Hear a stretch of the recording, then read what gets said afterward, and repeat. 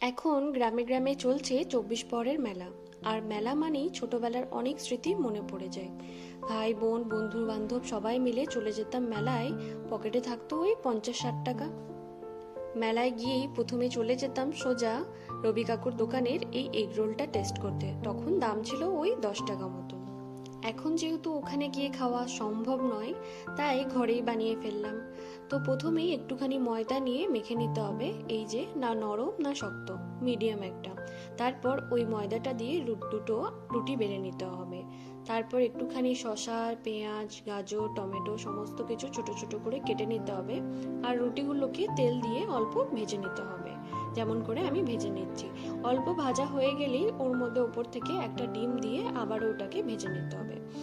আর দুটো জিনিসই ভাজা হয়ে গেলে ওর মধ্যে এই যে টমেটো পেস্ট করে রেখেছিলাম, এটাকে পুরো পুরো রুটিটার মধ্যে বুলিয়ে নিতে হবে। তারপরেই এই গ্রিন চাটনিটা দিয়েও সেম প্রসেসে পুরো রুটিটার মধ্যে বুলিয়ে নিতে হবে।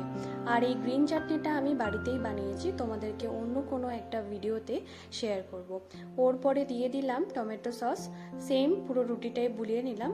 আর তারপর মাছ বরাবর দিয়ে দিলাম ছোট ছোট করে কেটে রাখা যে শসাগুলো ছিল সেইগুলো। তার উপরে দিয়ে দিলাম ছোট ছোট করে কেটে রাখা গাজরগুলো দেওয়ার পরে দিয়ে দিলাম একটুখানি বড় করে কেটে রাখা টমেটো, শসা আর পেঁয়াজ। ওর উপর থেকে দিয়ে দেবো নুন আর একটুখানি গোলমরিচ গুঁড়ো। ব্যাস, রোল রেডি।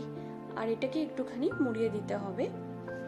ভালো করে মুড়িয়ে নিয়েই একটা প্লেটের মধ্যে রেখে গরম গরম সার্ভ করুন নিজের প্রিয় মানুষটিকে।